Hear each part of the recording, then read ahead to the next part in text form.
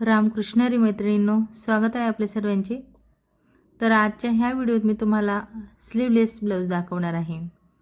तर बऱ्याच वेळेस असं होतं की घाई गडबडीत ब्लाऊज शिवून होतात आणि तुमच्यासोबत व्हिडिओ मात्र शेअर करायचा राहतो। आता देखील खूपच अशी अर्जंट कामं माझ्याकडे आहेत आणि हे जे ब्लाऊज आहे ना ते म्हणजे ह्या ब्रायडलचे मी आधी ब्लाऊज शिवून दिले आणि लग्नानंतर मग तिने माझ्याकडे अजून ब्लाऊज टाकलं। मात्र ह्या ब्लाऊजला 1 ते 1.5 महिना झाला तरी देखील माझ्याने तिचे ब्लाऊज शिवून झालेलं नाही आहे। दिलेली तारीख कधीची गेली, परत तिचा मला कॉल आला, मग मी त्यानंतर लगेचच ब्लाऊज हातात घेतलं करायला। मग म्हटलं चला आता वेळ तर कमी आहे पण ब्लॉग टाईप व्हिडिओ शूट करते आणि तुम्हाला इथं दाखवते।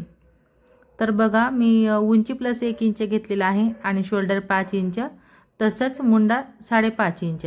आता मला माझा मी यूट्यूबचा जो ग्रुप बनवलेला आहे व्हॉट्सअप ग्रुप, त्यावर बऱ्याच मैत्रिणींचा म्हणजे मला मेसेज होता की ताई शोल्डर किती घ्यायचा, मुंडा किती घ्यायचा स्लीवलेस ब्लाऊजसाठी। तर इथं खूप महत्त्वाचा पॉईंट आहे तुमच्यासाठी। हे ब्लाऊज मी 36 मापाचं बनवून घेते। छातीचा चौथा प्लस 2 इंच इथं मी घेतलेला आहे, म्हणजे 3 इंच घेतलेला आहे। डायरेक्टली मी प्रिन्सेस कट कापडवर कटिंग करते म्हणून। तर ह्यासाठी आणि बॅक पार्टमध्ये आपल्याला 2 इंच घ्यायचं असतं, फ्रंटमध्ये 3 इंच घ्यायचं असतं। आता आपण सर्वप्रथम बॅक कटिंग करून घेतोय आणि इथं महत्त्वाचे पॉईंट तुमच्या सर्वांसाठी सांगते मी। ज्या मैत्रिणी शिवण काम करतात त्यांनी ही गोष्ट लक्षात घ्या की तुम्ही जर का स्लीवलेस ब्लाऊज बनवत आहेत आणि डीप नेकमध्ये बनवत आहेत तर तुम्हाला शोल्डर 5 इंच घ्यायचा आहे आणि मुंडा 5.5 घ्यायचा आहे जेव्हा तुम्ही डीप गळे बनवतायत। आणि जर का तुम्ही बोटनेकमध्ये बनवत असणार तेव्हा मात्र तुमचं गळा म्हणजे शोल्डर आणि मुंडा हे दोन्ही पार्ट तुमचे चेंज होत असतात। ठीक आहे, बोटनेकमध्ये आपले शोल्डर आणि मुंडा खोली चेंज होते, पण डीप नेकमध्ये तुम्ही ऑल साईजसाठी 5चे शोल्डर आणि 5.5चा मुंडा घेतला तरी चालतोय। आता मी फ्रंट पार्टसाठी बघा बॅक पार्ट ठेवून जसं आहे तसं मार्किंग करत खाली उंचीला अर्धा इंच वाढवलेला आहे आणि इथं 2 इंच गळा रुंदी घेत तसंच फ्रंटचा जेवढा गळा होता माझ्या कस्टमरचा तेवढं मार्किंग करत अशा पद्धतीने गळ्याचं मार्किंग केलेलं आहे। त्यानंतर मी इथं टक्स पॉईंट लावला, म्हणजे उभा टक्स आणि आडवा टक्स हे दोन्ही पॉईंट लावत मी इथं प्रिन्सेस कटचा आकार देऊन घेते। बघा अर्धा इंच ह्या बाजूला घेतलं, तिथूनच बरोबर आपण 2.5 इंच मोजून घेतलेला आहे। 2 इंच सरळ घेत आपला हा खालचा वेस्टेज टक्स तयार झाला आणि मुंड्यामध्ये आपण जेवढा मुंडा घेतलेला आहे म्हणजे 5.5चा 5.5लाच मी क्रॉस राऊंडमध्ये मोजून घेतलेला आहे आणि हा जो आहे ना तो प्रिन्सेस कटचा आकार मी इथं ड्रॉ केलेला आहे। त्यानंतर साईडचा जो आकार आहे तो देखील आपल्याला छानपैकी असा देऊन घ्यायचा आहे। तर अशाच पद्धतीचे जे पॅटर्न आहेत ना तयार रेडी पॅटर्न मी तुम्हाला म्हणजे तुमच्यासोबत शेअर करते। ज्या मैत्रिणींना ब्लाऊज कटिंग म्हणजे असे परफेक्ट आकार जमत नाही त्यांच्यासाठी खूप छान अशी संधी आहे तुमच्या सर्वांसाठीच की तुम्हाला रेडी पॅटर्न जर का हवे असतील तर पॅटर्न देखील मी सेल करते। तर पॅटर्न कसे मिळतील तुम्हाला यासाठी मी तुम्हाला स्क्रीनवर एक व्हॉट्सअप नंबर दिलेला आहे, तुम्ही त्या व्हॉट्सअप नंबरला हाय टाका। तुम्हाला पॅटर्न हवे का या संबंधित तुम्हाला सर्व डिटेल माहिती दिली जाईल किंवा पॅटर्नचे सेट कसे असतील, त्यांची किंमत कशी असेल याची सर्व माहिती तुम्हाला व्हॉट्सअपवरती दिली जाणार आहे। तर म्हणजे भरपूर मैत्रिणींना शिवणकाम येतं, म्हणजे ब्लाऊज शिवता येतात पण मात्र त्यांना आकार जमत नाही, म्हणजे पॅटर्न परफेक्ट काढता येत नाही। प्रिन्सेस कटचे असो किंवा कटोरी असो किंवा 4 टक्स किंवा 2 पीस कटोरी, 3 पीसमध्ये प्रिन्सेस कट हे जे काही सर्व प्रकार आहेत ना ते सर्व प्रकारचे पॅटर्न मी रेडी केलेले आहेत ऑल साईजमध्ये। तर तुम्हाला कुठल्याही साईजचे कुठलाही कॉम्बो तुम्हाला हवा असेल तर तुम्ही मला व्हॉट्सअपवर मेसेज करू शकता। व्हॉट्सअप नंबर मी तुम्हाला स्क्रीनवरती दिलेला आहे। तर बघा आपलं गप्पा करत करत माझं जे ब्लाऊज आहे ते इतपत कटिंग झालेलं आहे, म्हणजेच की माझी इथं बॅक आणि फ्रंटची कटिंग झाली। आता ह्या कस्टमरच्या ब्लाऊजला बघा किती सुंदर डिझाईन आलेले आहे। तर ही डिझाईन बॅकवरती आहे, मग मी याला बॅक जे कटिंग केलेलं आहे तेच ठेवते। त्यानंतर हे स्लीवलेस ब्लाऊज असणार आहे। तर मात्र ह्या ब्लाऊज पीसच्या ज्या बाह्या आहेत ना त्यांना खूप सुंदर अशी डिझाईन आलेली आहे आणि एल्बोपर्यंत स्लीवचा वर्क ह्या ब्लाऊज पीसवरती होता, पण आता कस्टमरने आपल्याला स्लीवलेस सांगितलेलं आहे त्यामुळे मग आपण तो बाह्यांचा कापड जो आहे तो जसा आहे तसाच मी इथं राहू देणार आहे आणि फक्त बॅक आणि फ्रंट मी इथं कटिंग करते। आता इथं तुम्हाला महत्त्वाचे पॉईंट समजावून सांगेल मी पुढे। व्हिडिओ खूप महत्त्वपूर्ण आहे त्यामुळे तुम्ही व्हिडिओला कुठे स्किप नका करू, पूर्ण शेवटपर्यंत बघा म्हणजे तुम्हाला व्यवस्थित कळेल की स्लीवलेस ब्लाऊज शिवत असताना आपल्याला काय काय गोष्टींची काळजी घ्यायची आहे. तर महत्त्वाच्या गोष्टी बऱ्याच वेळेस तुम्हाला माहीत नसतात, म्हणून तुमच्याने चुका होत असतात. तर जेव्हा आपण ब्लाऊजला बाही लावून घेत नाही, म्हणजे जसं की मी आता शिवून तुम्हाला दाखवत आहे, तर यावेळेस देखील आपल्याला भरपूर अशा गोष्टी आहेत ज्यांची आपल्याला इथं काळजी घ्यायची आहे.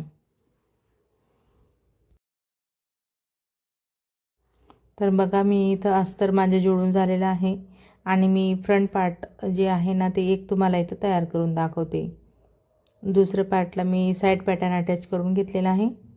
तर कटिंग आणि स्टिचिंग तर संपूर्ण फिटिंगपर्यंत मी तुम्हाला आज हे ब्लाऊज दाखवणार आहे.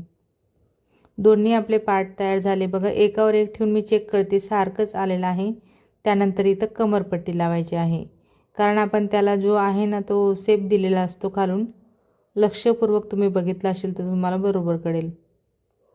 कमरपट्टी लावून झाल्यानंतर आपल्याला त्यावर दापटीप टाकायची असते, म्हणजे मग व्यवस्थित ती जी पट्टी असते ना ती आपल्याला आतमध्ये फोल्ड करता येते. हे बघा, एक फोल्ड करायचा आणि अजून संपूर्ण फोल्ड करत पूर्णपणे पट्टी आतमध्ये टाकायची. आता या पार्टला काय करेल मी की आय हुक पट्टी जी आहे ना ते देखील लावून घेणार आहे. ब्लाऊज पीस शायनिंगचा आहे तरी देखील कस्टमरने मला सिल्कवाला अस्तर आणून दिलेला आहे, त्यामुळे मग मी याला सिल्कचंच अस्तर लावून घेतलेलं आहे. कॉटनचा अस्तरचा मी काही वापर केलेला नाही, कारण सिल्क देखील छानच आहे. आता आपलं फ्रंट झालेलं आहे, बाजूला केलं आणि मी इथं बॅक पार्ट घेतलेला आहे. तर बॅकचा डीप नेक हवा होता कस्टमर्सला, तर त्यामुळे एकदम छान असा मी मस्त पानाकारचा जो आकार आहे तो असा गळ्याला दिलेला आहे. दिलेल्या आकाराप्रमाणे मी कटिंग करून घेते. हवं तर तुम्ही इथं कॅनव्हेसचा वापर करू शकता. बघा, आता हा वर्कवाला जो पार्ट आहे याला मोतीचा वर्क आहे खाली. तर मोतीचा वर्क असल्यामुळे आणि तो धाग्याने मोती, म्हणजे जे मोती आहेत ते धाग्यामध्ये ओढलेले आहेत. जर का आपण टक्स घेतले तर ते मोती तुटतील आणि परत डिझाईन त्यांची अशी राहील, म्हणून मी टक्स फक्त अस्तरवर घेतले आणि असं माझं बॅक पार्ट इथं तयार झालेलं आहे. तयार बॅक पार्टवरती आपण फ्रंट असं ठेवून घेतोय. तर बघा, बॅकची उंची आहे ना आपण व्यवस्थित घेतलेली आहे आणि त्यानंतर मग आपण त्याला थोडा 1/2 इंच उतार दिलेला आहे आणि फ्रंट पार्ट देखील मी बॅकप्रमाणेच लेवल केलेला आहे, म्हणजेच उंची जी आहे ना तो कमी जास्त पण आपण उंचीच्या ह्या बाजूला काढू शकतो. बघा, नॉर्मल 1/2 इंच आपण कट केलेला आहे आणि नंतर हा जो आहे ना तो फ्रंट पार्टच्या एवढा क्रॉस पार्टवर आलेला होता, तो आपण इथं कटिंग केलेला आहे. तर असा थोडाफार फरक तुमच्या देखील येऊ शकतो, तर तुम्ही तेवढे पार्ट कटिंग करत चला आणि उंची बॅक आणि फ्रंटची सारखी यायला हवी याच्यासाठी ह्या गोष्टीची काळजी घ्या. आता शोल्डर माझे दोन्ही अटॅच झाल्यानंतर मी त्याला इंटरलॉक केलेला आहे आणि आपल्याला पुढच्या आता चेकिंग टाईम जो आहे तो बघायचा आहे. दोन्ही शोल्डर एकमेकांना लावत व्यवस्थित असं शेप द्यायचा आहे. त्यानंतर चारही पार्ट आपल्याला बघायचे आहेत. बॅक पार्टची घडी घालायची, फ्रंट आणि बॅक असं व्यवस्थित लावून चेक करायचं आहे. आणि हाच तो महत्त्वाचा पॉईंट आहे जो तुम्ही मिस करतात नेहमी. इथं बघा, मी बरोबर वाढीव पट्टी पुढे सोडत बाकी तिन्ही पार्ट व्यवस्थित लावले. कमरेच्या 14 प्लस मी 2 इंच घेतलेले आहे मार्जिन आणि छातीच्या 14 प्लस 2 इंच बरोबर येते का असं बघत मी हा जो काही एक्स्ट्राचा कापड होता तुम्ही असं क्रॉस कट केलेला आहे. ओके, आता साईडने तर आपली मार्जिनवाली जी बाजू आहे ती एकदम फिनिशिंगमध्ये झाली. त्यानंतर इथं आता आपण स्लीव जरी लावत नाही आहे तरी फिटिंग परफेक्ट यायला हवी यासाठी आपण हे चारही पार्ट सारखे केलेले आहेत आणि त्यातल्या त्यात आता हे ब्लाऊज बिना बाहीचं आहे, म्हणून आपण याचा मुंडा बॅक आणि फ्रंट सेमच ठेवणार आहेत.